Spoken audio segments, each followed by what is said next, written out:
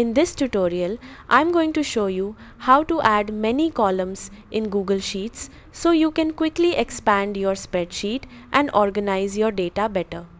Don't forget to like and subscribe for more quick tutorials.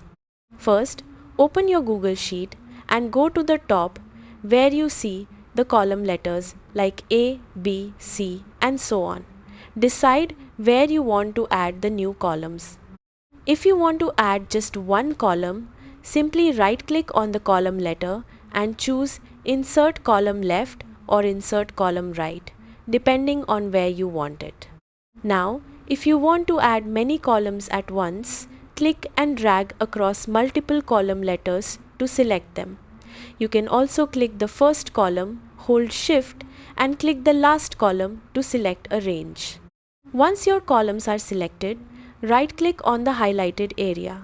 You'll now see an option like Insert X columns left or right, where X is the number of columns you selected. Click that option and instantly Google Sheets will add the same number of new columns in one go. If you need even more columns, just repeat the same process again. It's quick, simple, and perfect for working with large datasets. And that's it. You can now add many columns in seconds and manage your spreadsheet much more efficiently.